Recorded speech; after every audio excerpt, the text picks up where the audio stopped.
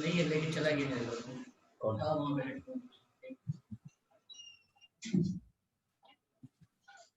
बोल बेटा लोग आंसर। नहीं sir option D. Option D. और कोई बाकी बेटा लोग बोलो, कोशिश करो। नहीं सर ऑप्शन बी।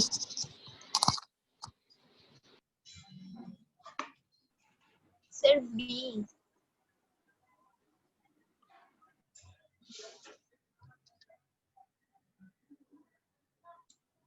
बोलो।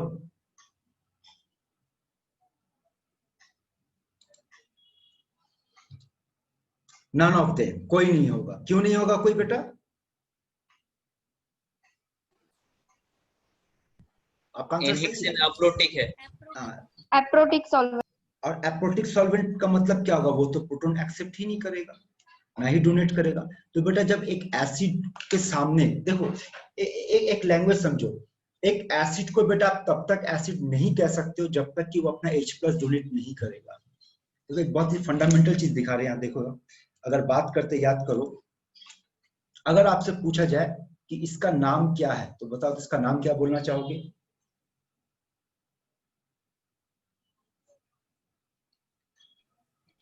इसका नाम बताओ क्या है और इसका नाम बताओ क्या है।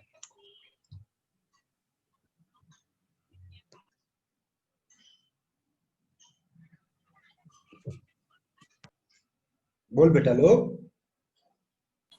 सर पहला वाला हाइड्रोजन क्लोराइड गैस और दूसरा वाला हाइड्रोक्लोरिक एसिड। यस, पहला वाला हाइड्रोजन क्लोराइड गैस और दूसरा वाला हाइड्रोक्लोरिक एसिड। क्योंकि बेटा जब एक्वस कहा गया इसका मतलब HCl पानी में डाला गया और पानी में डालने के बाद ही ये आपको H+ देगा, मतलब ये अपना एसिडिक नेचर शो कर रहा है, तब आप इसको एसिड के नाम से पुकारोगे। लेकिन अगर वो गैसियस स्टेट में है तो आपको कोई H+ नहीं देगा। इस मामले में ये आपको हाइड्रोक्लोरिक एसिड का आप नाम इसको नहीं दे सकते। यानी कि जब तक एक एसिड अपना प्रोटॉन को डोनेट नहीं करेगा वो अपना एसिडिक बिहेवियर शो नहीं कर सकता है। और डोनेट तब करेगा जब सामने एक्सेप्टर होगा। लेकिन आप जिस सॉल्वेंट में डाले वो तो उसको एक्सेप्ट करने को तैयार ही नहीं है, तो ऐसे मामले में कोई भी एसिड का स्ट्रेंथ आप वहां पता नहीं कर सकते। ठीक है, तो बोलो बेटा, यहाँ पर किसी को कुछ पूछना है इस क्वेश्चन पे? Any doubt? नहीं sir. No sir. Now this question, आप अगर नोट्स पढ़े होंगे बेटा, जो आप लोगों को नोट्स भेजा गया था, ये पिछले क्लास में पढ़ाए तो नहीं है पर देखना था कि कौन पढ़ के आता है। आप देखना, आपको नोट्स में मेंशन किए कि कभी भी अगर रिलेटिव स्ट्रेंथ ऑफ एसिड पूछेगा इसका मतलब होता है बेटा दोनों का अल्फा को कंपेयर करना। और अकॉर्डिंग टू ऑसवाल्ड लॉ हम लोग जानते हैं कि अल्फा इक्वल्स टू K/C होता है।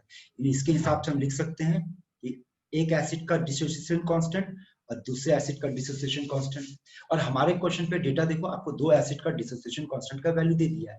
यानी कि बेटा अब अगर इसमें वैल्यू को पुट करते तो ये होगा 3 × 10⁻⁻⁴ और ये होगा 1.8 × 10⁻⁻5।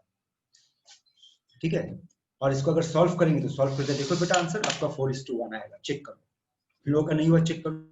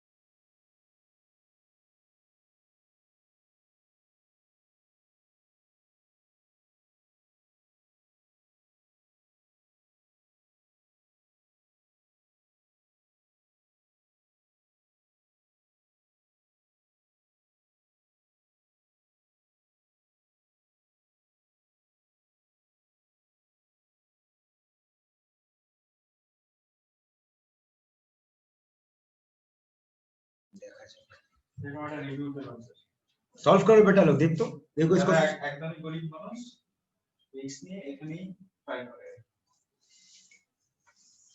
देखो इसको ऐसे लिख सकते हैं, 0 हो गया तेरा क्लास में। हाँ हाँ, फिर वहां चले जाओगे। हाँ वहां चले जाओगे, काय बैठ कोई बात नहीं, ऑफिस है ना, आता जाता रहता है ना, ये होता है। एक तो ऐसे लिख सकते हैं बेटा इस क्वेश्चन को, यहाँ से 10⁻⁻5 खत्म कर दो। तो बोल बेटा कि यहाँ पे क्या मिल रहा है आपको?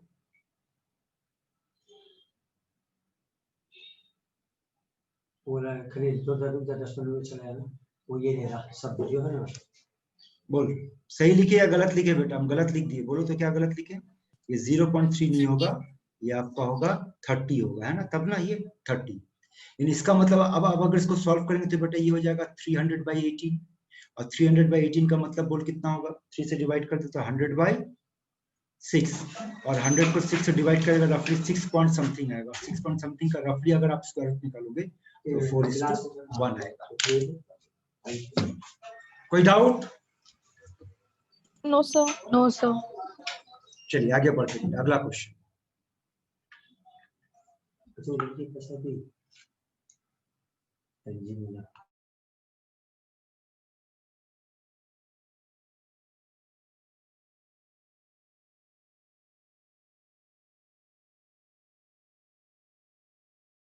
क्लास नहीं किया ना। अगर इस क्वेश्चन को आप देखोगे बेटा, ये क्वेश्चन तो काफी इजी। आपके पास क्या दिया देखो तो, के का वैल्यू दिया है, जी सर। कंसंट्रेशन दे दिया है, मांगा क्या? अल्फा। तो अल्फा का मतलब क्या होगा? √k/c। जी। और के का वैल्यू बेटा आपको दे दिया 4.9 × 10⁻⁸ बाय 0.1। इसको अगर आप सॉल्व करोगे तो ये आपके पास आएगा 7 × 10⁻⁴। लेकिन ये तो अल्फा निकला, डिग्री ऑफ डिसोसिएशन निकला, लेकिन वो डिसोसिएशन नहीं, वो परसेंटेज पूछा है। तो परसेंटेज का मतलब बेटा आपको 100 से मल्टीप्लाई करना होगा। तो 100 से मल्टीप्लाई कीजिएगा बेटा तो ये हो जाएगा 10⁻⁻²। इसका मतलब 0.07 होगा। 07।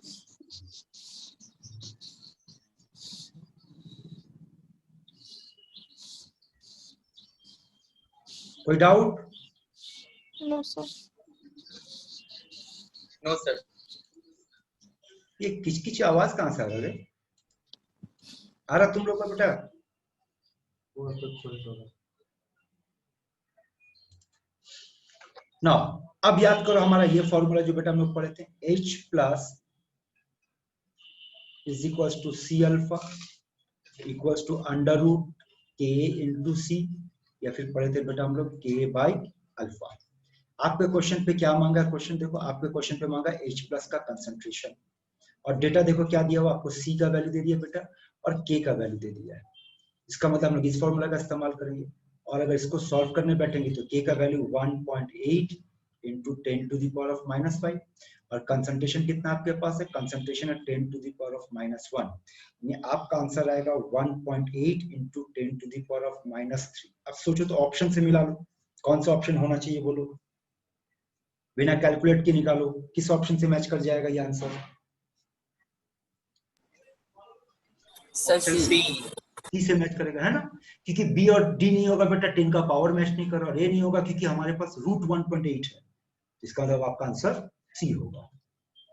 अब इस क्वेश्चन को देखो, यहाँ पे क्या मांगा है? हाइड्रोजन आयन का कंसंट्रेशन फिर से मांगा है दोबारा, लेकिन इस बार आपको सी दे दिया, कंसंट्रेशन दे दिया और अल्फा दे दिया। ये तो और इजी फॉर्मूला आपके पास। H प्लस का फॉर्मूला क्या था बेटा? C alpha. C का वैल्यू 2 और अल्फा का वैल्यू 40, लेकिन ये तो परसेंट दिया, आप परसेंट पे नहीं पुट कर सकते, तो बाई 100 कर दो बेटा, सॉल्व करो 0.8 आएगा, दैट इज ऑप्शन डी। ठीक है, नेक्स्ट क्वेश्चन देख लो।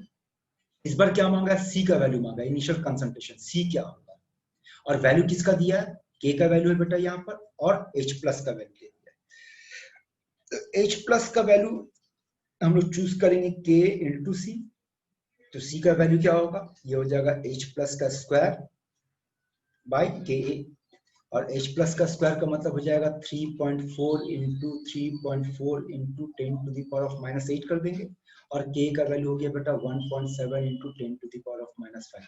ये बेटा काट दो, 2 हो गया, 2 × 3.4 6.8, और 10 का पावर सॉल्व करेंगे ये आएगा। यानी ऑप्शन कौन सा होगा बेटा आपका? बी। Any doubt?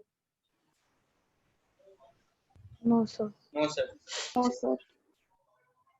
अब ये क्वेश्चन देखो, अब अगर क्वेश्चन को एनालाइज करोगे, आपके क्वेश्चन पे pKb का वैल्यू दे दिया, किसका? F माइनस का। F माइनस का pKb का वैल्यू कितना है बेटा आपके पास? आपको दे दिया 10.83, और मांगा क्या? Ka मांगा है, किसका? HF का। HF का Ka पूछा गया आपसे। अब अगर आप ध्यान से देखोगे, so this is the matter of CAB pair, है ना? ये CAB pair conjugate acid base pair, तो कंजुगेट एसिड बेस पेयर में हम लोग क्या पढ़े थे कि pKa plus pKb equals to pKw। अब pKa का वैल्यू यहां से निकाल लो, तो बोल कितना आएगा 14 माइनस 10.83, माइनस कर रहे, बोल कितना आएगा 3.17। और pKa का मतलब क्या होता है, इसका मतलब होता है माइनस लॉग ऑफ Ka और बेस होता है बेटा 10, यानी Ka का वैल्यू हम लोग क्या लिख सकते हैं, Ka का वैल्यू लिख सकते हैं 10 to the power of minus 3.17। यहाँ तो K निकल गया, पर आप अपना ऑप्शन के साथ चेक करो, किसी के साथ भी मैच नहीं कर रहे, तो देखो इसको थोड़ा सा मॉडिफाई करें। देखो तो इसको ऐसे लिख सकते हैं 10 to the power of minus 3.17 कैसे लिख सकते हैं, -4 प्लस 0.83। और इसको फर्दर ऐसे लिख सकते हैं 10 to the power of -4 into 10 to the power of 0.83। देखो तो ऐसे मॉडिफाई कर सकते हैं। और इस मॉडिफिकेशन के बाद सोचिए किसके साथ मैच कर रहा है, किस ऑप्शन के साथ मैच कर रहा है। Option C. Option C. सी के साथ मैच कर रहा है ना, आया समझ में। चलिए अगले क्वेश्चन पे आते हैं बेटा। अच्छा अगले क्वेश्चन में याद करो, पिछले क्लास में बात किए थे कि KW का वैल्यू कितना होता है बेटा 1 into 10 to the power of -14, और K का वैल्यू कितना पड़े थे याद है 2 into 10 to the power of -16। तो बोलते ऑप्शन 1 सही दिख रहा है, ये वाला ये सही दिख रहा है, हाँ सर, है ना। और अगर 1 सही है तो इसका मतलब 2 भी सही है, क्योंकि K अगर बड़ा है तो बेटा PK में उससे छोटा उल्टा हो जाएगा, होगा। यहाँ अगर KW बड़ा है तो PKW छोटा हो जाएगा, ये सही है बेटा सेकंड ऑप्शन। हाँ सर। अब आ जाओ थर्ड पे बात करते हैं। थर्ड में क्या बोला कि पानी का आयनिक प्रोडक्ट 27 डिग्री पे 10 टू द पावर ऑफ -2। अब सोचो 25 डिग्री पे बोला गया आपको 10 टू द पावर ऑफ -14, और टेम्परेचर बढ़ाकर बोला गया है कि 10 टू द पावर ऑफ -12। तो बोल टेम्परेचर बढ़ने पे KW का वैल्यू बढ़ेगा, बढ़ेगा। क्या ये बढ़ा? हाँ सर। क्या ये थर्ड ऑप्शन सही है? हाँ। हाँ सर। लास्ट ऑप्शन में बोल रहा है कि अगर KW का वैल्यू बढ़ाने पे H+ का वैल्यू बढ़ेगा, बोल ट्रू और फॉल्स? सर कंडीशन है फॉल्स सर, टेम्परेचर के साथ बढ़ेगा।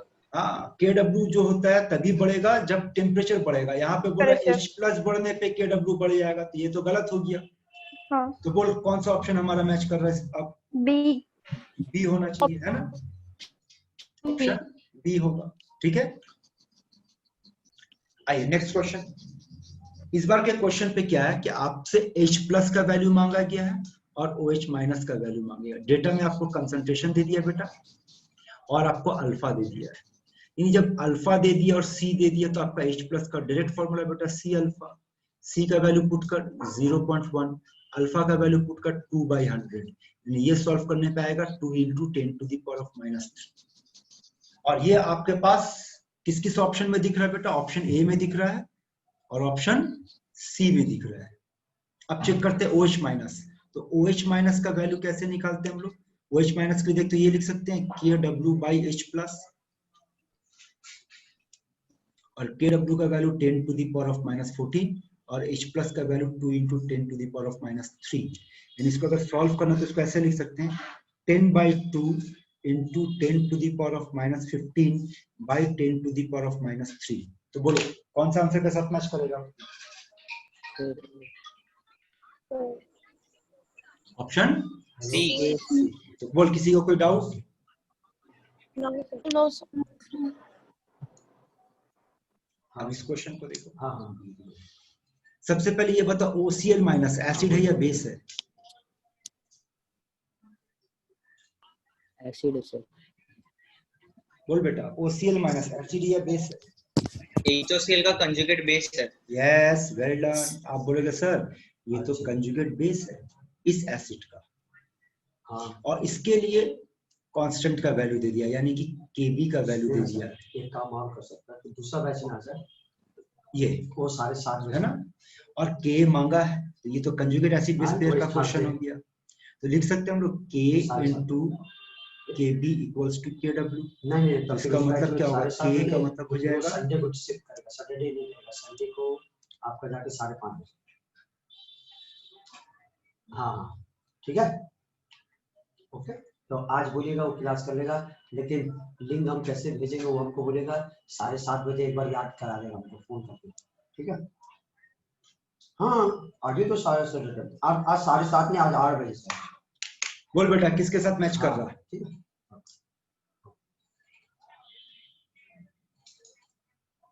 हाँ वही होगा, लेकिन अरे बाबा ग्रुप दूसरा है ना, तो दूसरा ग्रुप में डालना पड़ेगा ना। ये सारा तो सॉल्व कर दिया बेटा, बोल। हमको बोलेगा इसी फोन में व्हाट्सएप कर देगा, सर हमको भेज दीजिए लिंक, हम भेज देंगे। जी सर। बोलो। बी। A. बी Yes, कैसे? sir. बी कैसे बेटा? इतना सारा तो बना बना कर दे दिए। पहले इसको 10 का पावर सॉल्व करना। 10 का पावर कितना आ रहा है? -8। वहीं से सॉल्व हो गया आपका। 10 डिवाइड बाय 3.6 कैलकुलेट करने का जरूरत ही नहीं है ना? ठीक है, Yes, sir. Yes, sir. तो यहाँ तक था बेटा। चलिए अब आगे का जो चैप्टर है वो हम लोग कंटिन्यू करते हैं। 2 मिनट होल्ड करो, उसके बाद क्लास 2 मिनट वेट करो, क्लास शुरू करते हैं। 2 मिनट।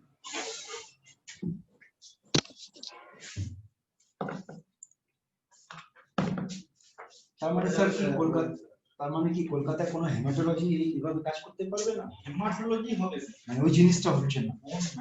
ডিএমটি বলছে ওরা, জিএমটি হচ্ছে না না? হবে স্যার, মানে হয়তো ওরা ট্রাই করতে পারে। এই জিনিসটা আপনাকে কে দিল? এনআরএস লোক। হ্যাঁ, ওখানে যে এনআরএস যে ফ্যাকাল্টি হচ্ছে ফ্যাকাল্টির এইসব ফ্যাকাল্টি তো আমি দেখছি যা, মানে আমার কাছে যে এনআরএস এর ফ্যাকাল্টি লিস্ট এসেছে, ওই ফ্যাকাল্টি গুলোকে দেখছি যে কেউ অপোলোতে বসছে, আবার কেউ রুবিতে বসছে।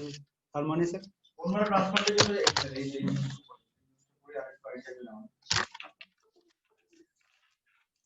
ওনারা ট্রান্সফারের ইম্পর্টেন্ট বল করে ইনফ্রাস্ট্রাকচার লাইক और इंफ्रास्ट्रक्चर प्राइवेट हॉस्पिटल में पावा जाए, गवर्नमेंट हॉस्पिटल में पावा जाए। 2009 साल फर्स्ट कोरोना ट्रांसप्लांटेशन কোথায়? এনআরএস আমি একটু আইডিয়া পাবো।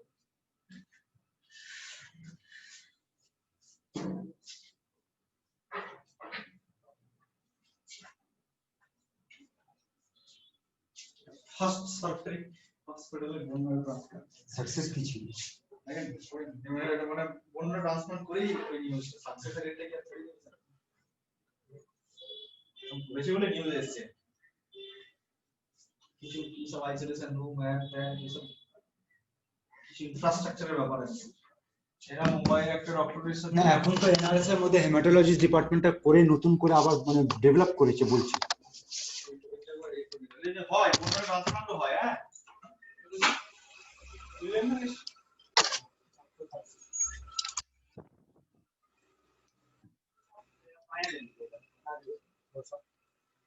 हाँ पानी लेकर जरा आगे बढ़िएगा। चिली पीपल स्टे है आपका रेस्टोरेंट है वहाँ पर।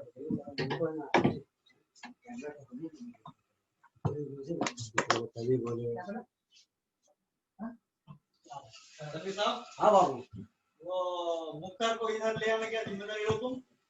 मुख्तार आएगा नहीं। यहाँ नहीं आएगा मेडिकल। हाँ ऊपर हम वहीं से करेंगे, हमको फोन किया। नहीं है क्या बोलेगा, हमको नंबर भी दिया, इस नंबर में आप दे दीजिएगा, हम कर लेंगे।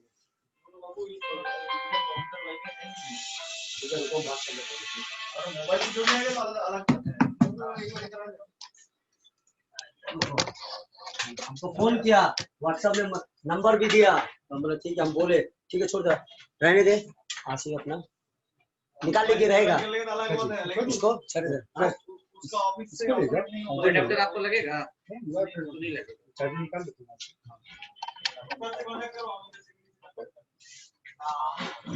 और इसको भी भेज दे, हम लोग का क्या नाम है, अली सर को,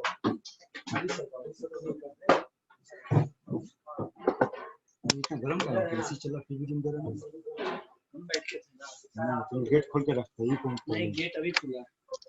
इसी चला फिर भी इतना गरम है। माहौल गरम है थोड़ा।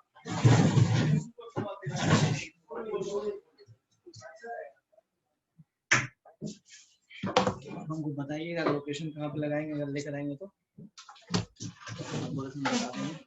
लोग ये इधर से खड़ा होते तो देखते हैं वहाँ पे सिलाई मशीन वाला सिलाई करता है, लाइन से खड़ा अंदर गली में नहीं खड़ा करो मुझे बस।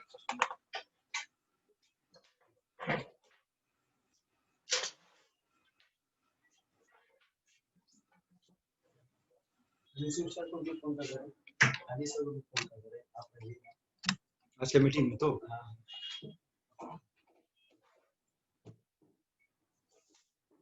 सेक्रेटरी बैठे हैं ना, सेक्रेटरी सर ना।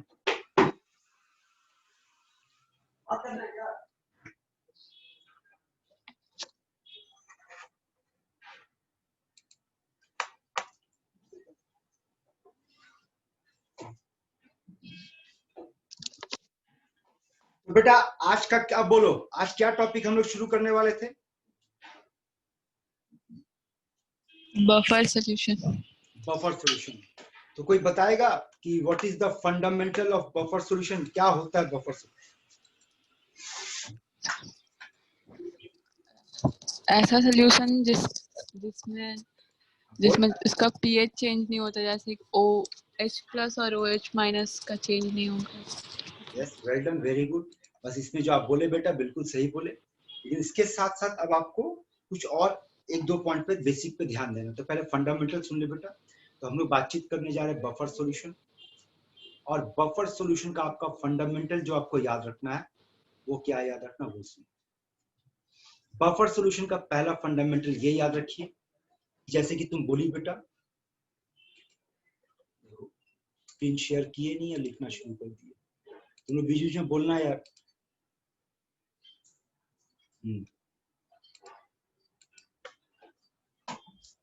अब दिख रहा है स्क्रीन? हाँ सर।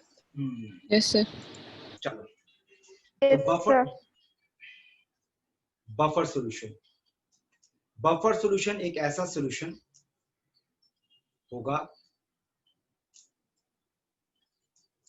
जिसका पीएच रेजिस्ट करेगा, मतलब चेंज नहीं होगा।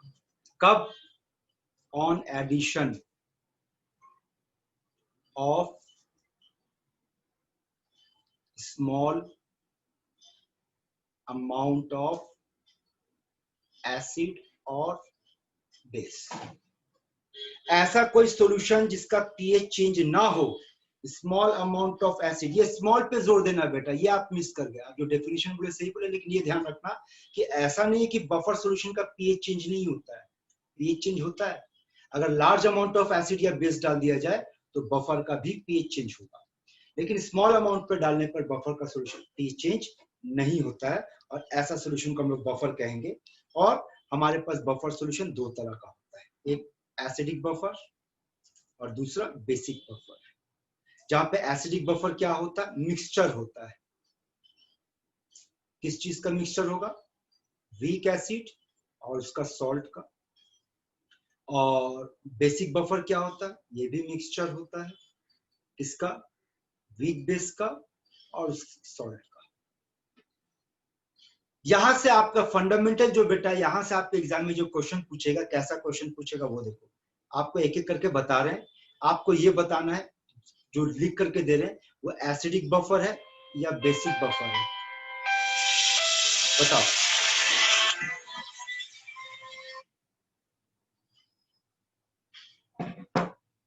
बोल बेटा, पहला एक एक करके आपके सामने क्वेश्चन रख रहे, बोल बेटा, एसिडिक बफर या बेसिक बफर? सर ये वाला एसिडिक है। ये बफर ही नहीं है, ये एसिड और बेस स्ट्रॉन्ग एसिड है सर। हाँ, क्योंकि यहाँ पर स्ट्रॉन्ग एसिड है, इसलिए ये बफर नहीं है। दूसरा,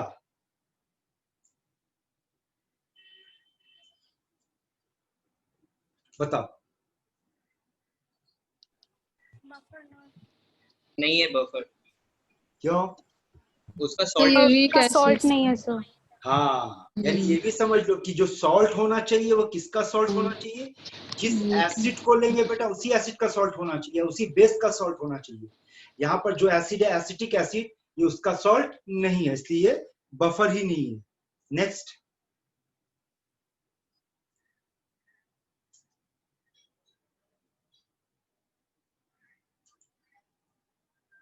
बोलो।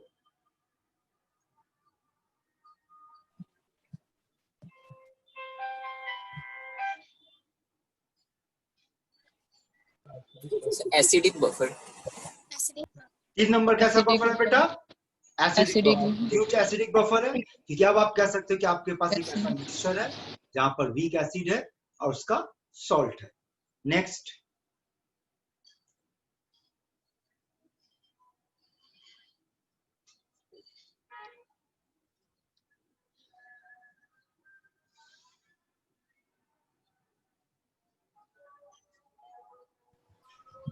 Not a buffer. क्यों? Sir strong base. Strong base. गलत जवाब, ये बफर है। और अमोनिया कब से स्ट्रॉन्ग बेस होने लगा बे? हाँ गधा, वीक है तो। Ammonia is a weak base, not a strong base. तुमने भूल गया फिर पिछला का पिछला क्लास। स्ट्रॉन्ग बेस में बेटा याद रखने का सबसे आसान तरीका बताए थे, group 1 and group 2, alkali metal and alkaline earth metal, यही दो है जो आपको स्ट्रॉन्ग बेस बना कर देगा, इसका ऑक्साइड या हाइड्रोक्साइड। इसके अलावा बाकी सबको आप वीक के कैटेगरी में डाल दो। It is a weak base, ammonia is a weak base. Next,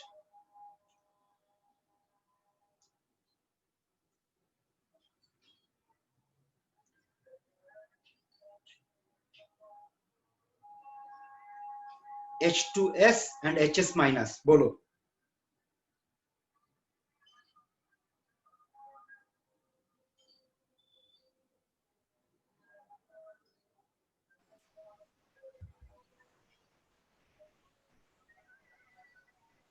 Not a buffer. Buffer, it is a buffer. ये भी समझ लो कि ये जब हम लोग लिखते हैं ना बेटा week acid and it's salt, तो सॉल्ट के जगह पे उसी वीक एसिड का कंजुगेट बेस भी हो सकता है। और समझो ये कैसे हो सकता है, जैसे कि चलो एक सवाल का जवाब देना, क्या ये बफर कहलाएगा?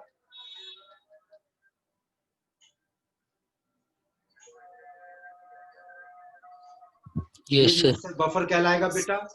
Yes sir. अब ये बता, जब ये मिक्सचर होगा तो जाहिर सी बात इसका ये तो सॉल्यूशन के फॉर्म में होगा ना। मिक्सचर सॉल्यूशन के फॉर्म में मतलब अपने सॉल्वेंट में डुबोया हुआ होगा। तो बोल, जब ये सॉल्वेंट में डुबोया हुआ होगा तो ये आपको कैसे दिखेगा सॉल्वेंट में? डिसोसिएटेड फॉर्म या अनडिसोसिएटेड फॉर्म? Dissociated.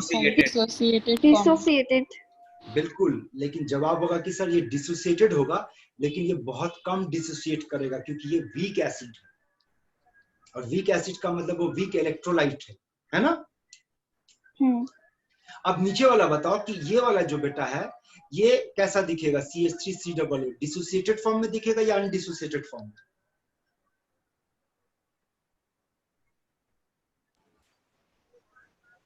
Dissociated. क्यों?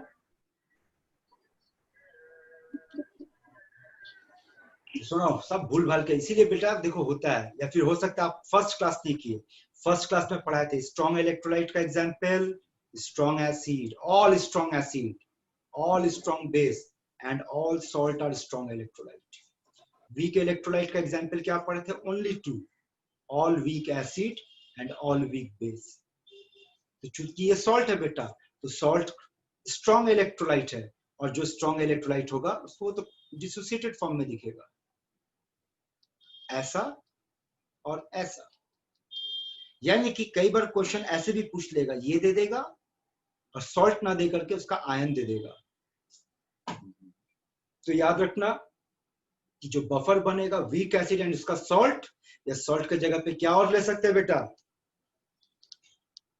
Conjugate base. उसी तरीके से बेसिक बफर में वीक बेस लेंगे और उसका सॉल्ट लेंगे, या फिर सॉल्ट के बजाय उसका कंजुगेट एसिड भी हो सकता है। बात समझ में आ रहा है? यस। ठीक है, अच्छा कंटिन्यू करते हैं क्वेश्चन को। यही क्वेश्चन कंटिन्यू हो रहा है बेटा, कि आपको बताना बफर है या नहीं है। ठीक है, और अगर है तो कैसा? 6 नंबर,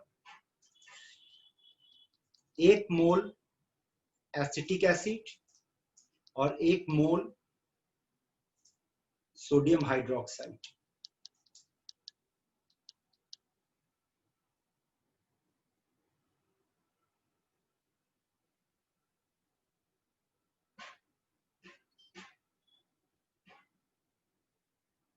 बोलो।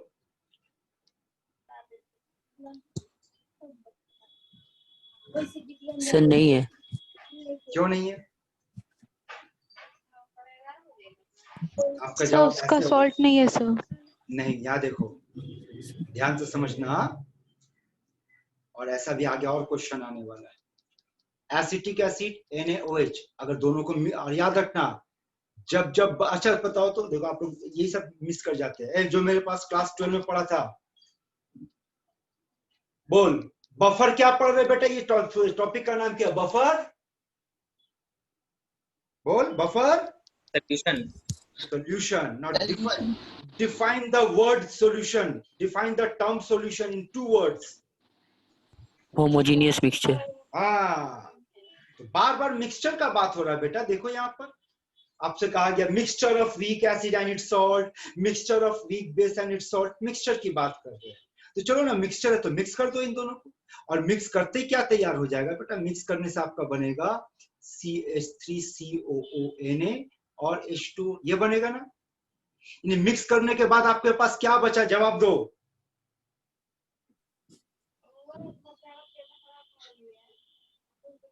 सोडियम इथेनॉएट और वाटर। तो आपका जवाब होगी सर, जब 1 मोल एसिड 1 मोल बेस को रिएक्ट करवाएं तो 1 मोल सॉल्ट और 1 मोल पानी बना, यानी कि मिक्स करने के बाद आपके पास ये बचा। अब बोलो क्या ये बफर है? नहीं। ठीक। 7 नंबर क्वेश्चन, 1 मोल एसिटिक एसिड और 2 मोल सोडियम हाइड्रोक्साइड, या चलो इस बार पोटेशियम हाइड्रोक्साइड ले लो। बोलो क्या ये मिक्सचर बफर है?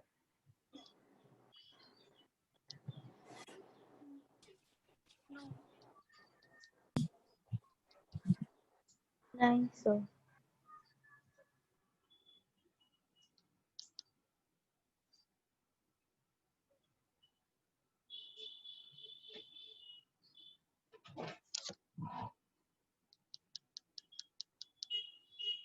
तो कौन बताएगा रिएक्शन के बाद क्या बचा? जवाब दो बेटा। सर एक सॉल्ट और वाटर। आप बोलेगा था रिएक्शन के बाद सॉल्ट बचा, वाटर प्लस 1 मोल KOH भी बच गया। देखो तो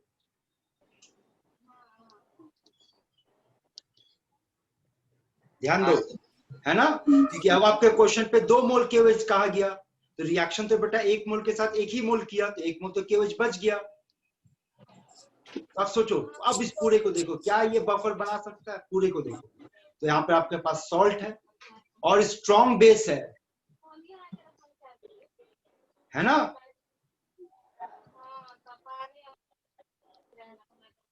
हाँ सर।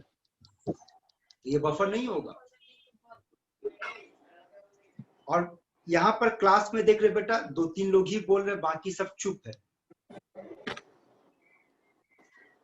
टेक पार्ट करो बेटा, कोशिश करो। चलिए अगला क्वेश्चन बोल।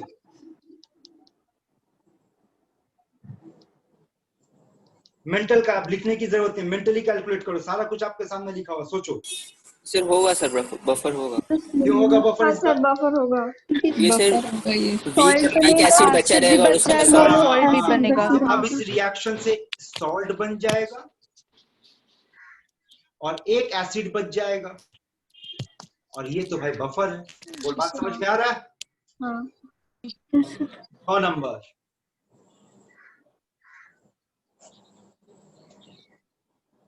9 number question.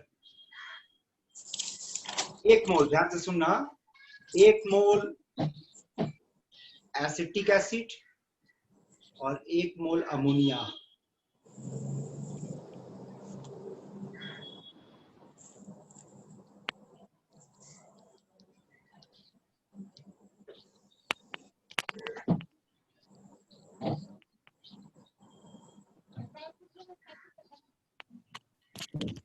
Sir not a buffer. क्यों? बोले सर प्रोडक्ट क्या बनेगा? प्रोडक्ट बताओ तो, सबसे पहले प्रोडक्ट क्या बनेगा?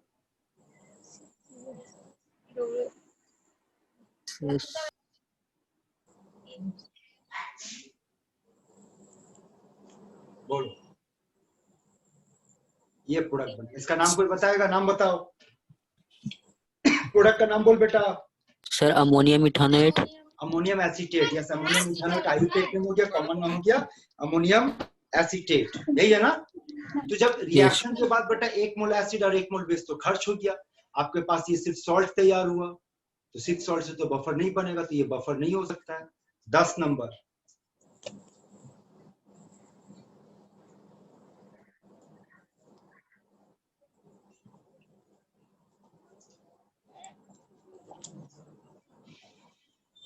है सर, बफर है। Yes sir. कैसा buffer? Acidic. Acidic. Acidic buffer. हाँ सर रिएक्शन के बाद 1 मोल एसिटिक एसिड बच गया और 1 मोल सॉल्ट तैयार हो गया, है ना। तो वीक एसिड दिख रहा है और उसी का सॉल्ट दिख रहा है, तो इसका मतलब ये एसिडिक बफर होगा। 11 नंबर।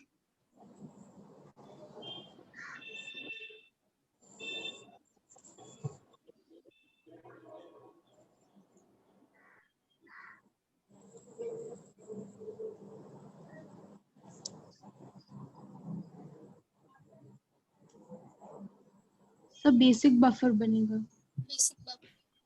बोल बेटा। बिल्कुल सही जवाब, वेल डन। क्योंकि अब आपके पास 1 मोल अमोनिया बच जाएगा और सॉल्ट तैयार होगा। देखो यहाँ पर एक लॉजिक बताते, ध्यान से सुनना। बोलो, एसिडिक एसिड स्ट्रॉन्ग एसिड ना weak acid? Weak acid. Sir weak. और ammonia Weak. Sir weak base. Weak base. देख लो, समझ ले, 9 नंबर, 10 नंबर, 11 नंबर। अगर वीक एसिड वीक बेस का मिक्सचर हुआ इक्वल अमाउंट में तो वो बफर नहीं बनाएगा। लेकिन अगर वीक एसिड वीक बेस का मिक्सचर अनइक्वल अमाउंट में हुआ तो दोनों ही मामले में बफर बनेगा, डिपेंडिंग कौन ज्यादा है उसके हिसाब से। अगर एसिड ज्यादा हो गया बेटा तो एसिडिक बफर बन जाएगा, और अगर बेस ज्यादा हो तो बेसिक बफर बन जाएगा। लेकिन अगर पिछले एग्जाम्पल को एनालाइज करते हैं, एग्जाम्पल लाइक क्वेश्चन नंबर 6, 7, 8, तो 6, 7, 8 में 6 नंबर में वीक एसिड और स्ट्रॉन्ग बेस है तो बफर नहीं बनाया। 7 नंबर में भी वीक एसिड स्ट्रॉन्ग बेस है अनइक्वल अमाउंट में तो भी बफर नहीं बना। 8 नंबर पे बफर बना। तो याद रखना, अगर एक स्ट्रॉन्ग और एक वीक हुआ अनइक्वल अमाउंट में तो बफर बन भी सकता है, नहीं भी बन सकता है। लेकिन अगर दोनों ही वीक हुआ और अनइक्वल अमाउंट पे हुआ तो बफर बनेगा। बफर बनेगा। बात आया समझ में बेटा? Yes sir. 2 मिनट रुको हमारे बेटा, 2 मिनट।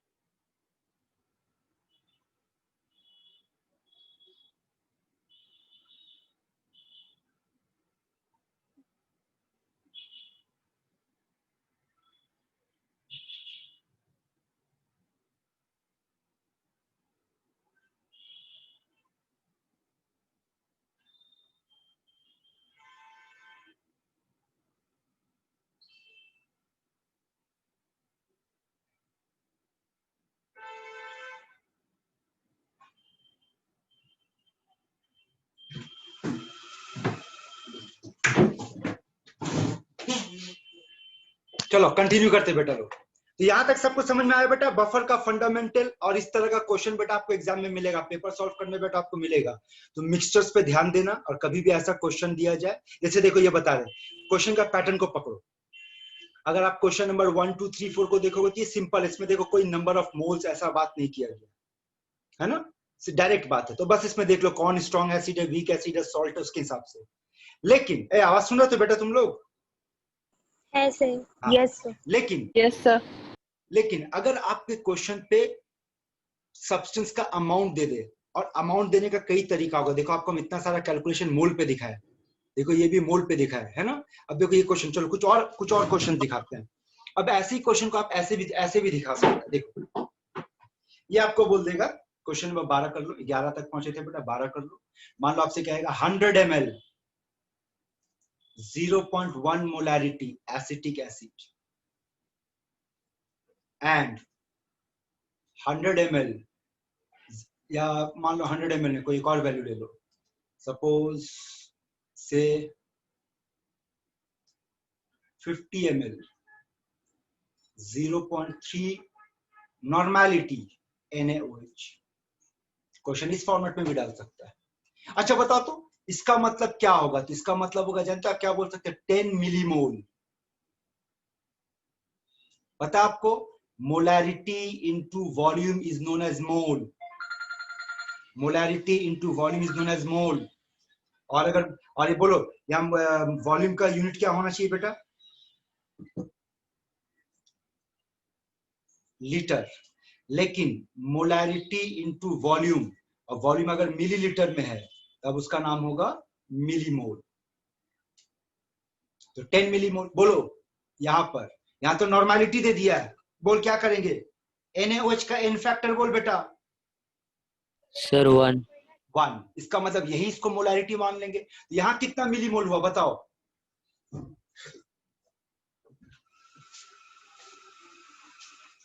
15 मिलीमोल है ना। अब सोच कर देख कौन बच गया बेटा रिएक्शन के बाद? NaOH। और सॉल्ट तो तैयार होगा ही। तो NaOH और उसका सॉल्ट ये बफर नहीं हो सकता, यानी 12 नंबर बफर नहीं है। समझ गए बात? सर एक बार और बता दीजिए। क्या बताया? बस सब तुम्हारे सामने लिखा हो, तुम पूछो, टू दी पॉइंट पूछो, क्या चीज? सर बोले आप वो बचेगा, सर बचेगा कैसे सर वो? बोल, एक मोल एसिड के साथ, एक मोल एसिटिक एसिड के साथ कितना मोल NaOH रिएक्ट करेगा? सर 1 मोल। 1 मोल। तो बोल 10 मिलीमोल एसिटिक एसिड के साथ कितना मिलीमोल NaOH रिएक्ट करेगा? Sir 10 millimole. 10। कितना मिलीमोल NaOH बच गया? तो NaOH बचा कि नहीं बचा? यस सर, ठीक है। बात समझ रहे? यस इस सर। तरीके का भी क्वेश्चन हो सकता है।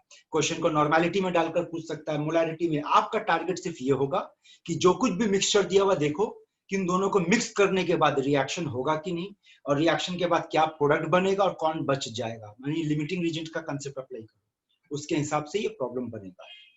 तो ये था बेटा फंडामेंटल। इस तरह का आपको एक क्वेश्चन मिलेगा जो डेफिनेशन के ऊपर बेस्ड होता है। अब आइए आगे बात करते हैं, और अब बात करते हैं हम लोग मैकेनिज्म पे कि क्यों एक मिक्सचर जो कि वीक एसिड और उसका सॉल्ट का मिक्सचर है, उसमें बाहर से अगर स्मॉल अमाउंट ऑफ एसिड या बेस डाल दिया जाए तो उसका पीएच चेंज नहीं होता। या सिमिलरली वीक बेस है और उसका सॉल्ट है बेटा, उसमें अगर स्मॉल अमाउंट ऑफ एसिड या बेस डाल दिया जाए तो उसका पीएच चेंज नहीं होता है। रीजन समझते हैं, मैकेनिज्म। तो इसके लिए एक एक एग्जाम्पल को पकड़ते हैं। चलिए सबसे पहला एग्जाम्पल लेते हैं एसिडिक बफर के लिए। मान लो एक हाइपोथेटिकल एग्जाम्पल ले रहे बेटा कि एसिटिक एसिड डिसोसिएट किया और आपको दे दिया CH3CO- और H+, और इसी एसिड का सॉल्ट ले लेते बेटा हम लोग CH3COONA। इसको अगर हम लोग डिसोसिएट करेंगे तो ये बेटा आपको मिलेगा ऐसे, ठीक है। और अगेन हाइपोथेटिकली अज्यूम कर लेते हैं कि मेरे पास ये 100 मॉलिक्यूल था, तो बोल ये कितना होगा, ये कितना होगा, बोलो इन दोनों का वैल्यू बोलो।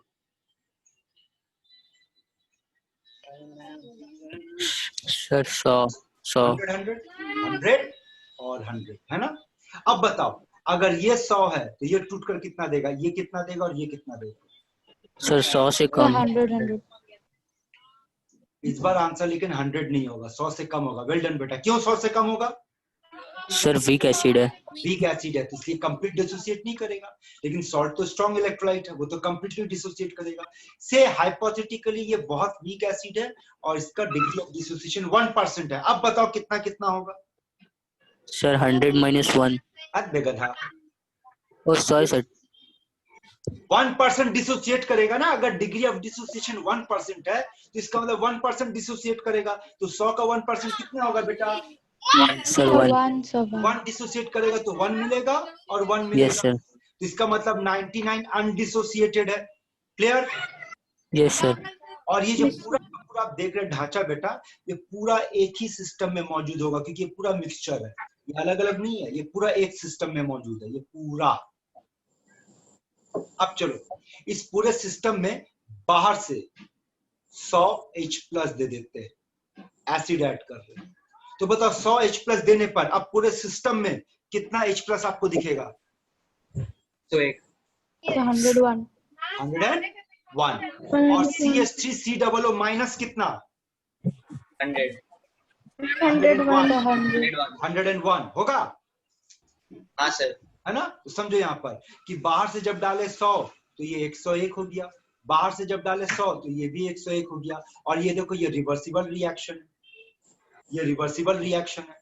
तो क्या होगा, ये दोनों आपस में मिलकर के क्या करेगा, इधर जाएगा, बैकवर्ड जाएगा। Yes sir. बैकवर्ड जाके कितना एसिटिक एसिड बनाएगा? 101। और पहले से अनडिसोसिएटेड कितना था? 99। टोटल कितना हो गया? 200। रिवर्सिबल है, बैकवर्ड के बाद फिर फॉरवर्ड में ले जाओ, फिर फॉरवर्ड में आओ। बोलो फॉरवर्ड में जाएगा तो 200 टूट के कितना देगा बेटा? सर 2 2। और ये कितना देगा? 2 यानी अब आपको सॉल्यूशन में कितना H+ दिखेगा? सर 102। 2 दिखेगा ना। तो 2 क्या बना देगा? 2 सर दिखेगा ना। डालेंगे तो 100 H+ डाले है ना सर फिर से। हाँ तो वही तो सवाल पूछो, जब 100 H+ डाला बे गधा तो वो 100 H+ क्या किया? CH3COO- के साथ कंबाइन करेगा। हाँ सर। करके क्या बना देगा? इधर आ जाएगा ना बैकवर्ड में। हाँ सर। तो कहाँ H+? वो तो बनाने का काम में लग गया, अब फिर वापस आएगा। लेकिन जब टूटने का बारी आएगा तब तो वो कम टूटेगा ना। तो टूट के हाँ कितना सर। मिला? बोला कितना दिख रहा सिस्टम में? जवाब सर तो बात करो, कितना सिस्टम में H+ दिख रहा है बेटा? सर 2। दो कैसे? दो करेगा 22 हो जाएगा, है ना। 2। अब बता पहले कितना था H+ डालने, 100 H+ डालने से पहले कितना H+ दिख रहा था सिस्टम में? एक। और जब अब बाहर से 100 डाले तो यही सोचकर डाले ना कि भाई चलो ऐसा करते सिस्टम में H+ को बढ़ा देते ताकि पीएच चेंज हो जाए। आप ये सोच के बाहर से 100 H+ डाले, लेकिन जैसे 100 H+ डाले और अंदर में फॉरवर्ड बैकवर्ड का खेल चलने के बाद देख रहे कि भाई दिखा कितना आपको? 2। और 2 में से तो एक पहले से ही था, यानी एक्चुअली में आपको कितना मिला? सर 1। और डाले कितना थे? सर 100। 100 तो गायब हो गया। एक्चुअली 100 के सामने एक नेग्लिजिबल है। ये एक्चुअली में उस पूरे सिस्टम में H+ का वैल्यू तो चेंज ही नहीं हुआ। जब H+ का वैल्यू चेंज नहीं होगा तो पीएच कहां से चेंज हो जाएगा? पीएच रेजिस्ट कर गया। हाँ सर ठीक। कोई बात नहीं बेटा, 4 बार समझाने वाले, ये एक बार हुआ, अब दूसरी बार देखो, फिर से समझाते हैं, दोबारा देखो। देखो जैसे जैसे आगे बढ़ेंगे क्लियर हो जाएगा। चलो फिर से समझते हैं। तो अब अज्यूम कर लो जो हम लोग हाइपोथेटिकल चीज मान के चल रहे थे शुरू से, वही कि 100 लिए, डिग्री ऑफ डिसोसिएशन 1 टूट के ये 1 मिला और ये 1 मिला, बाकी वही है। अब ऐसा करते इस सिस्टम में बाहर से 100 बेस डाल देते हैं। अभी तक तो एसिड डाले थे, अब बेस डाल देते हैं। अब जवाब देना, मेरे से बातचीत करते रहना। बोलो सिस्टम में कितना एसिड दिख रहा है बेटा आपको? 99 हाँ सर 99 दिख रहा है। 99 बाहर से कितना बेस डाले बेटा? 100 100 बेस 99 एसिड के साथ क्या करेगा? 99 सॉल्ट बनाएगा, कर जाएगा, न्यूट्रलाइज हो जाएगा। तो जब आप और बचेगा आपको OH माइनस, कितना बच जाएगा, कितना बेस बच जाएगा? 1 बाहर से डाले कितना? 100 100 और सॉल्यूशन में दिखेगा कितना? 1 क्योंकि 99 तो यूज हो गया। यहाँ पे भी तो बेटा OH माइनस का वैल्यू चेंज नहीं हुआ, ऑलमोस्ट नेग्लिजिबल चेंज है वो, तो pH चेंज नहीं होगा। अगला सवाल कंटिन्यू बोल। अगर 100 OH माइनस की जगह बेटा, ये जो 100 OH माइनस है, इसके जगह अगर 200 डाल दिए होते तो सर चेंज हो 2 जाता मिलता। तो चेंज। जवाब दो क्या होगा?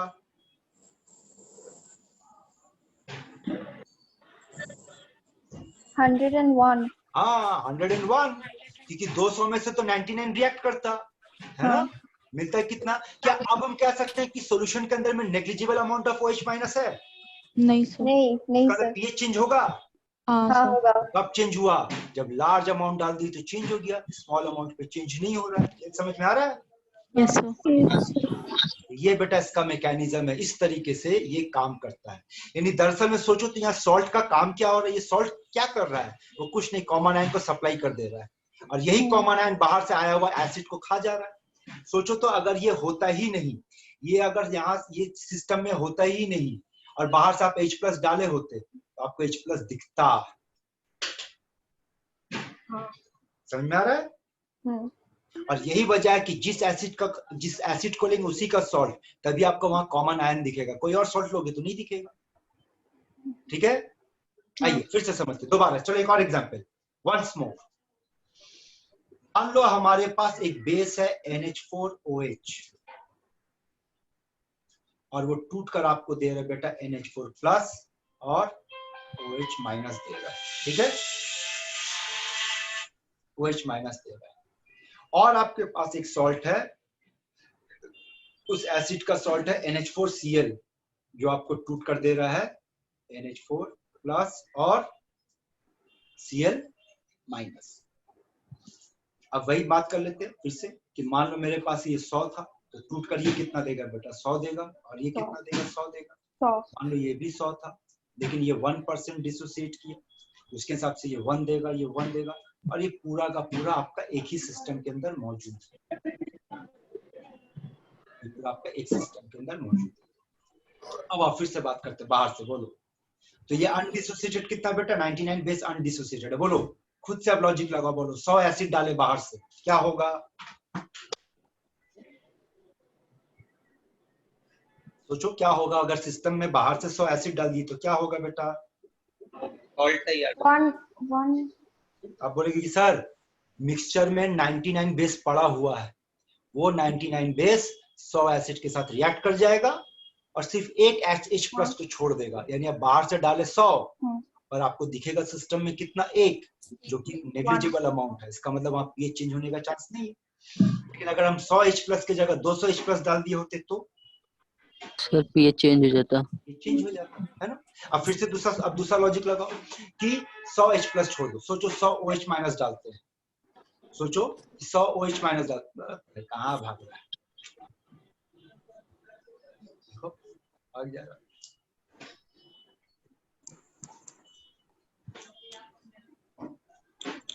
100 OH माइनस डाल दो। अब सोचो क्या होगा? तब तो ये 101 हो जाएगा, और ये कॉमन आयन की वजह से ये भी 101 हो जाएगा। रिवर्स में आएगा तो 101 तैयार करेगा, मिल करके 200 बनाएगा, फिर फॉरवर्ड में जाएगा तो टूट कर 2 देगा, 2 देगा। तो अब बाहर से 100H प्लस OH माइनस डाले तो दिखना चाहिए था 100, पर दिख रहा 2, और 2 में से तो एक पहले से ही था, यानी यहाँ पे भी कहेंगे कि नेग्लिजिबल अमाउंट हो गया। पूरा बात समझ में आ रहा है? हाँ। This is the mechanism of acidic and basic buffer. इस तरीके से ये काम करेगा। यहां तक किसी को कुछ पूछना है बेटा बोल, वरना आगे बढ़ेंगे। Anyone, any doubt? हम बात कर ले।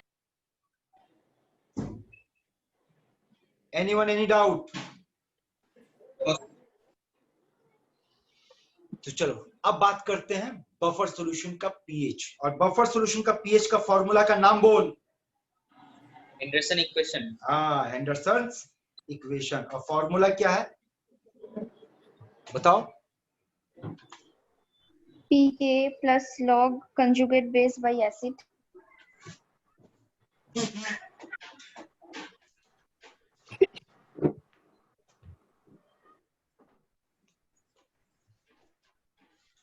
किसका पता है बेटा फॉर्मूला? ये किस बफर का? क्योंकि आपके पास तो दो बफर है। Acidic buffer का। हाँ, तो एसिडिक हेंडरसन्स इक्वेशन की बात कर रहे हैं बेटा हम लोग, ठीक है? हेंडरसन्स इक्वेशन एसिडिक बफर के लिए आपके पास पीएच का फॉर्मूला pKa प्लस बोलो log of concentration of salt by concentration of acid, या फिर concentration of conjugate base by acid। समझ में आ रहा? थोड़ी देर पहले बताए थे ना कि सॉल्ट के जगह कंजुगेट बेस लिया जा सकता है। Yes sir. हाँ सर। ठीक है। और बेसिक बफर को याद रखना कैसे, देखो इसी को चीटिंग करो। पीएच के जगह ले लो POH, तो पीके के जगह हो जाएगा PKB plus log salt by base का कंसंट्रेशन, या फिर कंजुगेट एसिड बाय बेस का कंसंट्रेशन। पर हमारे पास तो क्वेश्चन पीएच से है और यह तो निकला POH, तो पीएच का मतलब क्या करेंगे बेटा? 14 minus PKB minus log of salt by log of ये। तो बेसिक बफर का आपका फॉर्मूला होगा पीएच निकालने का 14 minus PKB minus log concentration of salt by concentration of base. यहाँ पे बेटा कोई डाउट का बात नहीं, आपका दो बेसिक फॉर्मूला है, याद रखिए। इस पे न्यूमेरिकल्स मिलेगा आप लोगों को।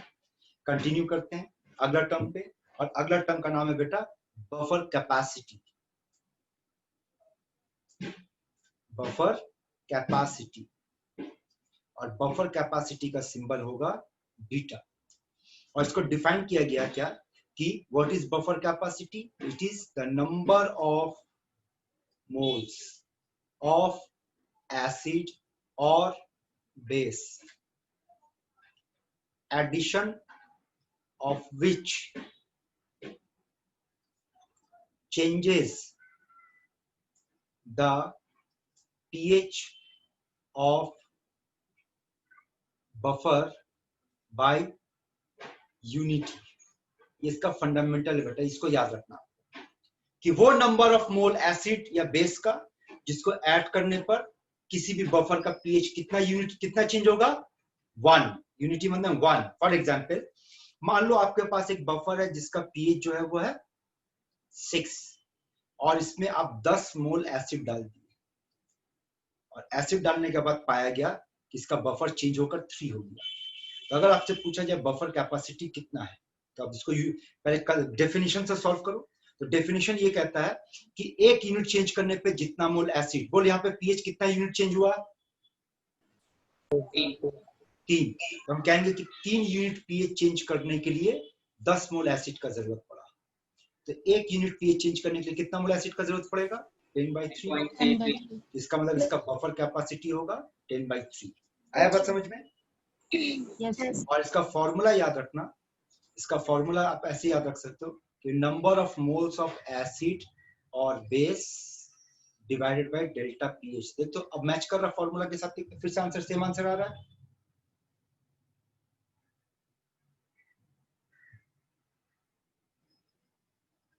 बोलो है ना? ठीक है।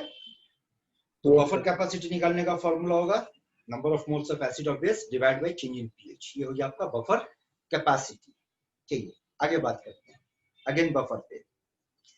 अब बात करने जा रहे हैं हम लोग कि अगर बफर कैपेसिटी का पीएच चेंज हुआ तो कितना और कैसे चेंज होगा। Change of pH of buffer solution. Sorry, जैसे कि अभी तो ये पढ़े कि बफर सॉल्यूशन का पीएच चेंज नहीं होगा, लेकिन कब, जब स्मॉल अमाउंट डालेंगे, लार्ज अमाउंट डालने पर चेंज हो सकता है। ठीक है, ऐसे मामले में आपके पास मैथमेटिकल एक्सप्रेशन क्या होगा, देखो एक एक करके समझते हैं। पहला केस ले लेते बेटा हम लोग, एसिडिक बफर का ले लो। एसिडिक बफर की अगर बात करते हैं तो एसिडिक बफर के हिसाब से फॉर्मूला क्या हमारा बफर कैपेसिटी बफर पीएच का, तो पीएच का हो गया बेटा हमारे पास formula pKa plus log of salt by acid, है ना। अब मान लो कि आप इसमें x मोल एसिड डाले जिसके वजह से इसका पीएच चेंज हुआ। अब इसका नया पीएच कितना चेंज हुआ, चलो चेक करते हैं कैसे निकालेंगे, लॉजिक से समझते हैं। x मोल एसिड, अब सोचो pH is equals to pKa plus log, और याद रखना ये x मोल का जो वैल्यू होगा ये इतना ज्यादा होना चाहिए कि सच में स्मॉल अमाउंट x का वैल्यू अगर स्मॉल होगा तो ये pH को चेंज नहीं करेगा, x का वैल्यू बड़ा होना चाहिए। अब देखो लॉजिक बोलो, अब क्या ऐड किए क्वेश्चन में, एसिड या बेस? एसिड। कितना? x। तो बेटा एक अब एसिड में प्लस x, जितना एसिड था उसमें x आप एसिड बढ़ा दी, कितना बढ़ेगी। एट द सेम टाइम यहाँ देखो, बोलो ये ऊपर क्या था, सॉल्ट। Yes sir. सॉल्ट था तो यस सर। अच्छा, सॉल्ट की जगह पे बेस ले सकते हैं, कंजुगेट बेस। हाँ यस सर। सर। यहाँ से सॉल्ट माइनस ये, माइनस समझ में आया क्यों, बताओ तो, समझो बात को, फिर से समझो, बोलो समझना। ये देख, अगर एक सिस्टम में x मोल एसिड ऐड किए तो एसिड का वैल्यू को बढ़ा देगा और उसमें बेस का वैल्यू को घटा देगा। बेस का मतलब क्या हो रहा है, conjugate base. Yes sir. Conjugate base की जगह पे हम लोग सॉल्ट लिख करके काम कर रहे हैं। सोचो तो, फिर से बात करते, चलो एक और बात सोचो, x मोल बेस ऐड कर दिए तो बोलो अब नया फॉर्मूला क्या बनेगा इसका, pH equals to pKa plus log. अब बोल बेटा यहाँ इस प्लस A x minus- होगा, माइनस x हाँ, सॉल्ट उ- प्लस x हो जाएगा। सॉल्ट है समझ में? हाँ यस सर। ठीक है, इस तरीके से कर सकते हैं। नेक्स्ट देखो, दूसरा बेसिक बफर ले लेते हैं।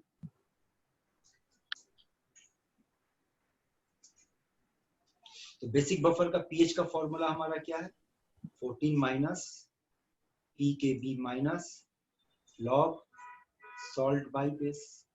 अब फिर से सोच लो कि अगर मान लेते हैं x मोल एसिड को ऐड किए तो आप लोग बताओ बेटा, चलो लिखेंगे, आप लोग बोलो, हम लिख लो pH equals to 14 minus pKb minus log, बोलो सर B प्लस x होगा। b माइनस x होगा। माइनस एक्स और s plus x.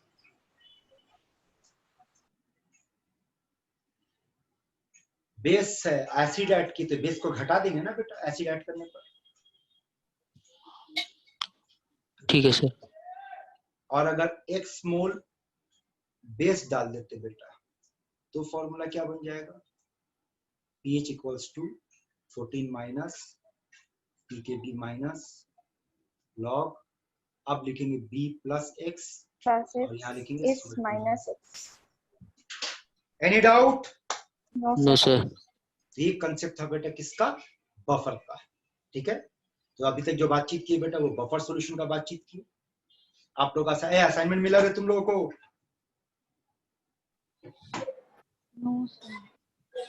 No sir नहीं मिला। कैसे नहीं मिला बेटा, भेज दिया असाइनमेंट, सारा कुछ भेजे।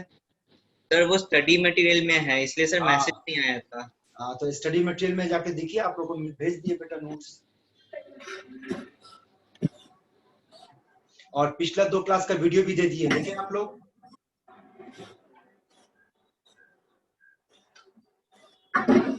Yes sir.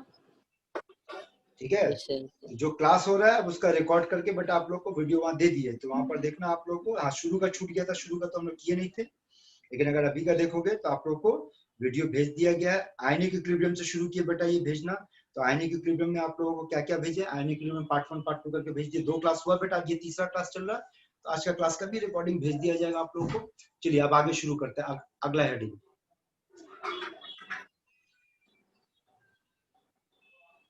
Solubility product. बोल इसका सिंबल क्या है?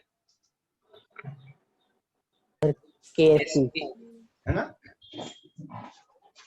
सबसे पहले कहां पे इस कंसेप्ट को अप्लाई करना, याद करो। जैसे कि आपको ऑसवाल्ड लॉ पढ़ाते वक्त बोले थे बेटा ध्यान रखना कि ऑसवाल्ड लॉ को कहां इस्तेमाल करना है। वैसे ही केएसपी का कंसेप्ट कहां इस्तेमाल करना, where this concept is applicable. पहले वो रूल ध्यान रखना कि हम लोग केएसपी का कंसेप्ट वहीं पे अप्लाई करेंगे जहां पे स्पैरिंगली का मतलब होगा लेस सॉल्युबल सॉल्ट, ऐसा सॉल्ट जिसका सॉल्युबिलिटी कम होगा। दूसरा, जिस सॉल्यूशन पे सॉल्ट का सॉल्यूशन बनाएंगे वो सैचुरेटेड सॉल्यूशन होना चाहिए। 2 कंडीशन याद रखना, sparingly soluble salt and saturated solution. इन दोनों पे हम लोग बातचीत करेंगे। मान लो हमारे पास एक सॉल्ट है AX/BY जो कि स्पैरिंगली सॉल्युबल सॉल्ट है। जब हम लोग केएसपी लेकर पढ़ रहे बेटा तो बाय डिफॉल्ट अब याद रखना कि हम लोग जिस सॉल्ट की भी बात करेंगे वो स्पैरिंगली सॉल्युबल सॉल्ट होगा और उसका जो सॉल्यूशन होगा वो सैचुरेटेड होगा। ये टूटेगा और टूटकर आपको क्या देगा, ये आपको देगा AY+ और BX-। इसको बैलेंस करने पर यहाँ पर X आएगा और यहाँ पर Y आएगा। अब अगर इसके लिए आपसे, अच्छा ये बताओ तो, बताना, ये बोलो यहाँ पर ये AX/BY क्या है, एसिड बेस या सॉल्ट? सॉल्ट। इसका फिजिकल स्टेट क्या होगा, सॉलिड लिक्विड या गैस? सॉलिड। सॉलिड। और ये एक्वस और ये एक्वस। अभी तो सॉल्यूशन में जाकर टूटेगा। तो बोल इसका के क्या लिखेंगे बेटा? AY+ to the power X, BX- to the power Y। बेटा क्लास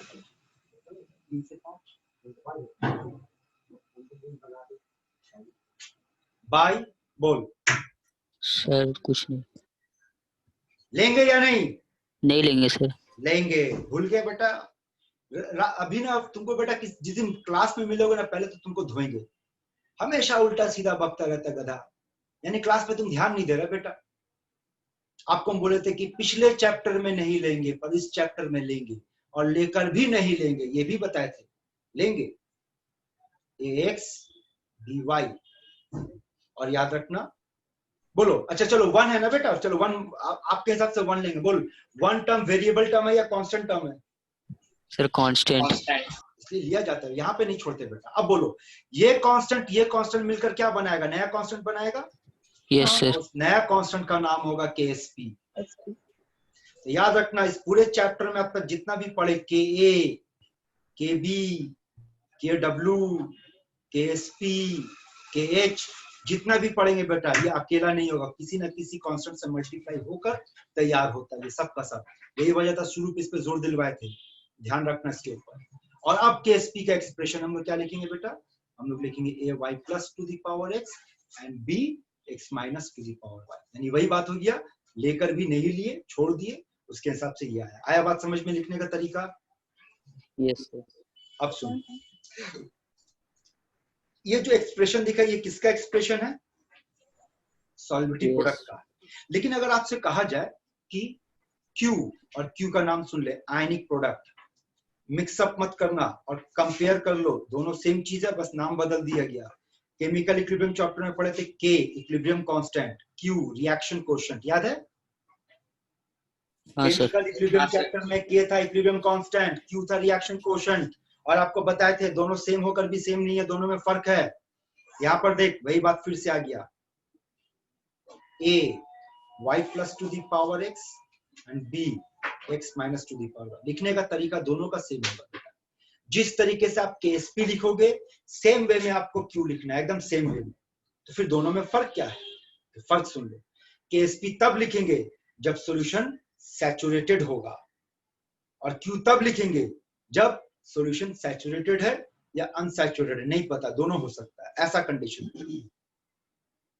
यानी Q लिखने का कंडीशन होगा आप सैचुरेटेड कंडीशन पे भी लिख सकते हो, अनसैचुरेटेड कंडीशन पे भी लिख सकते हो, लेकिन केएसपी तभी लिखेंगे जब मामला सैचुरेशन का होगा। जैसे कि पिछले चैप्टर में केमिकल इक्विलिब्रियम में के तब लिखेंगे जब मामला इक्विलिब्रियम का होगा, और क्यू तब लिखेंगे इक्विलिब्रियम पे हो भी सकता है, नहीं भी हो सकता है। याद है, इस बात पे जोर दिए थे, याद आ रहा है? हाँ सर। ठीक, तो इसका ध्यान रखना आप लोग बेटा, आगे इसका जरूरत पड़ने वाला इसी चैप्टर में, इसी टॉपिक पे बहुत कुछ आएगा। तो क्यू का मामला होगा, it can be written for, तो इसका मतलब आगे एक सवाल पूछेंगे, क्या क्यू और केएसपी सेम हो सकता है? यस हाँ सर। हो भी सकता है, होगा? नहीं भी हो सकता है। नहीं, बिल्कुल ये तब होगा जब मामला सैचुरेटेड सॉल्यूशन। अगर अनसैचुरेटेड हुआ तो क्यू लिखना होगा, तब केएसपी नहीं लिख सकते। लेकिन अगर सैचुरेटेड हुआ तो क्यू को भी लिखा जा सकता है और केएसपी को भी लिखा जा सकता है। क्लियर है मैटर यहाँ तक? Yes sir. तो ये था बेटा इंट्रोडक्शन टू केएसपी। केएसपी को ये इंट्रोड्यूस करवा दिए, पर आपके एग्जाम में केएसपी से जो क्वेश्चन पूछेगा उसका कैटेगरी क्या होगा वो सुनो, और क्वेश्चन जो सबसे ज्यादा पूछेगा बेटा वो यहाँ ध्यान दीजिए, और वो है बेटा आपका टॉपिक एप्लीकेशन ऑफ केएसपी। अब एप्लीकेशन पे बात करते हैं।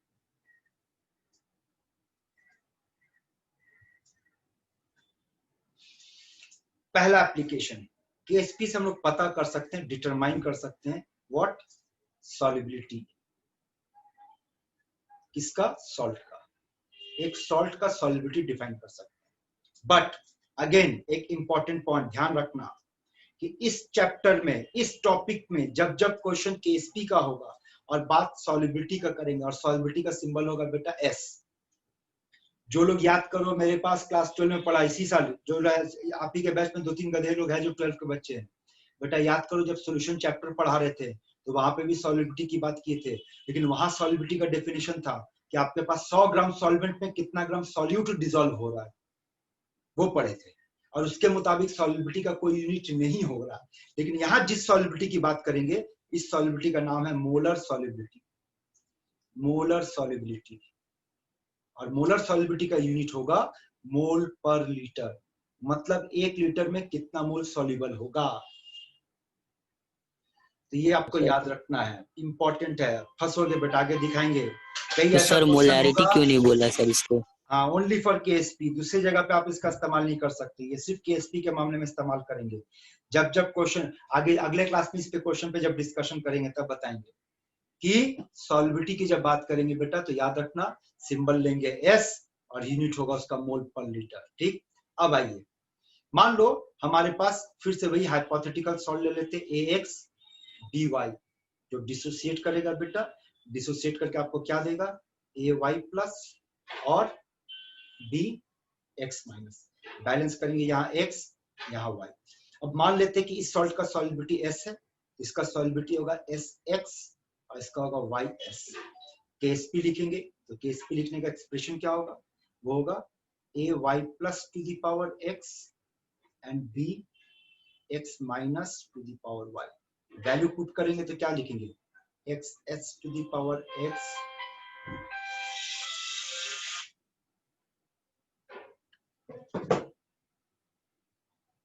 बस।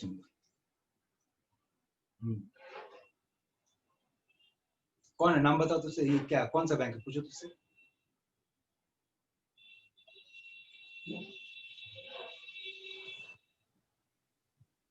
दोस्त को एक मिनट होल्ड करो बेटा, तो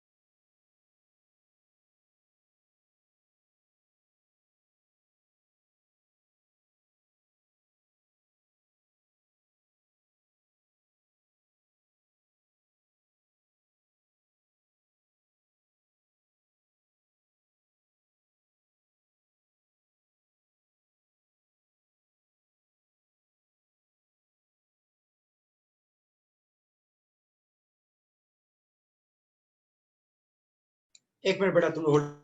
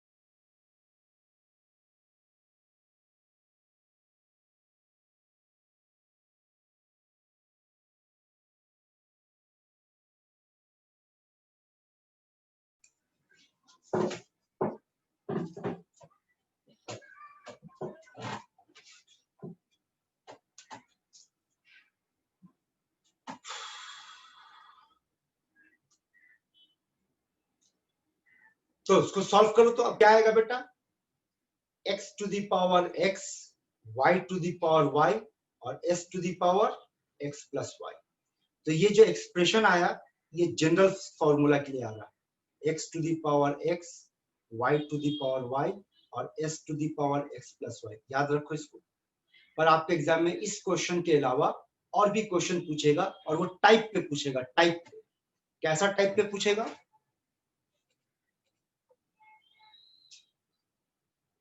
সিফা শুনতে পাচ্ছিস না মা? সিফা হ্যাঁ স্যার এবার পাচ্ছি, তখন পাচ্ছিলাম না। দেখ যদি পারবি না তাহলে দরকার হলে লগ আউট করে আবার এই করবি, কেননা যদি আমার দিক থেকে বন্ধ হলে কেউ শুনতে পারবে না, সবার বন্ধ হয়ে যাবে। হ্যাঁ স্যার ঠিক আছে। यहाँ देखो टाइप आपसे पूछेगा ए बी टाइप, आपसे पूछेगा ए बी टू टाइप या ए टू बी टाइप, आपसे पूछेगा ए बी थ्री टाइप या ए थ्री बी टाइप, आपसे पूछेगा ए बी फोर टाइप या ए फोर बी टाइप, आपसे पूछेगा ए टू बी थ्री टाइप या ए थ्री बी टू टाइप। जितना टाइप का लिस्ट बना रहे ना बेटा सारा टाइप को याद कर लो, क्योंकि एग्जाम में इतना टाइप को डिराइव करने का टाइम नहीं रहेगा। डिराइवेशन जो अभी आप देख लो एक दो, लेकिन बाकी सबको आप याद कर लो। जैसे कि मान लो ए बी टाइप टूटेगा तो कैसे लिखेंगे बेटा, ए प्लस में और बी माइनस में देगा। अगर इसका सॉल्विटी है तो इसका भी है, इसका भी है, तो इसका केएसपी क्या होगा, इसका केएसपी हो जाएगा एस स्क्वायर। यानी इस तरह का टाइप के आपका आंसर आएगा Ksp is equal to S square. इसका निकाल कर देखोगे तो आएगा 4s क्यूब, इसका निकाल कर देखोगे आएगा तो 27s टू दी पावर 4। और इस तरीके से सारा निकालिए और प्रैक्टिस कीजिए बेटा। समझ में आ रहा है यहाँ तक की बात? सर बोल। सर बोल रहे हैं कि आप इससे पहले जो केएसपी का निकाले थे तो उसमें बी एक्स माइनस उसके पावर में वाई होगा ना, आप एक्स लिखे थे। अगर ठीक है बेटा ठीक कर लेना, वो लिख पावर पीछे हाँ। बोली तो हाँ सर। ठीक कर लेना, वो होता है वो लिखने में। कौन सा बोल? सर लास्ट लाइन में देखिए। हाँ ये वाई होगा, ये वाई होगा, लेकिन यहाँ ठीक लिखे है ना? Yes sir. क्लियर है यहाँ तक की बात? Yes sir. अच्छा अब कुछ आपके सामने एक सवाल है।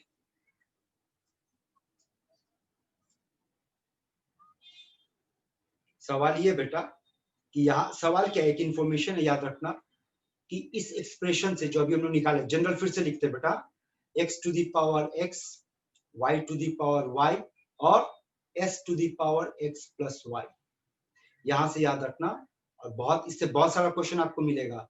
ये लाइन याद रखना कि KSP is directly proportional to solubility.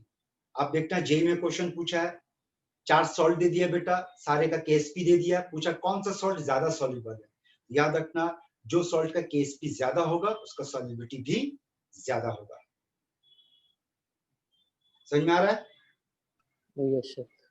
ठीक है, तो पहला एप्लीकेशन क्या पढ़े बेटा हम लोग? पहला एप्लीकेशन पढ़े हम लोग, देखो तो क्या था, डिटरमाइन सॉल्युबिलिटी ऑफ सॉल्ट। दूसरा एप्लीकेशन देखो अब हम लोग पढ़ने जा रहे हैं,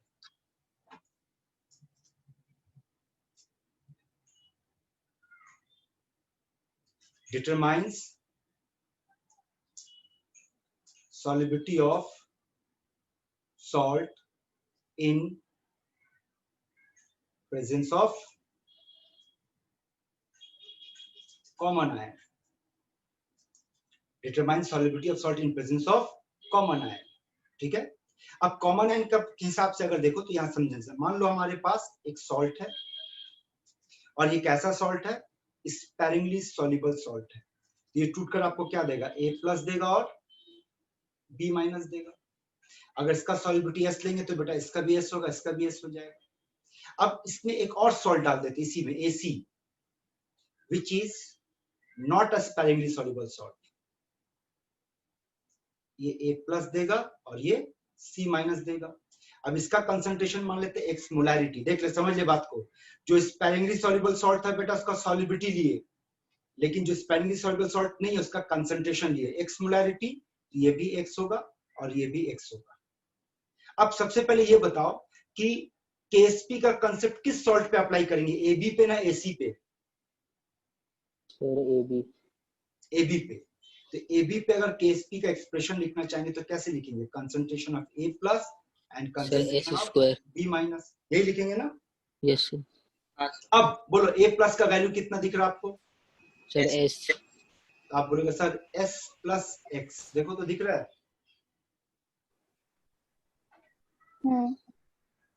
दिख रहा है?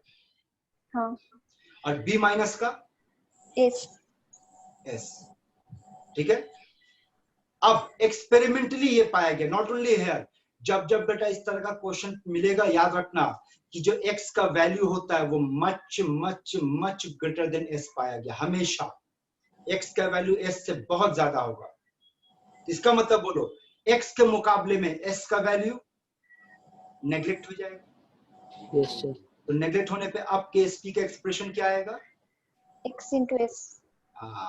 और डिफरेंस समझ लो, जब कॉमन आयन नहीं था तो सेम सॉल्ट के लिए KSP का एक्सप्रेशन क्या था, S², लेकिन जब कॉमन सॉल्ट आ गया तो KSP का एक्सप्रेशन क्या है, X × S। बोलो समझ आ रहा है? Yes sir.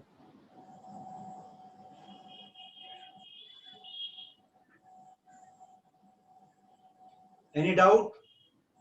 तो मेरे एक डाउट है, बोलो ये जो हम लोग एक्सप्रेशन निकाले KSP, ठीक है, उससे पहले एक स्टेटमेंट लिखते हैं, एक फिल इन द ब्लैंक्स दे रहे बेटा, भरो तो इसको।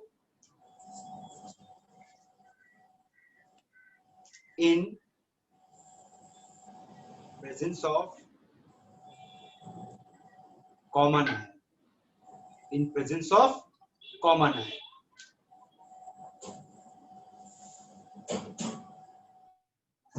Solubility product dash. अब समझो, बोलो X का वैल्यू यहां काफी बढ़ गया है ना बेटा, काफी बड़ा है ना?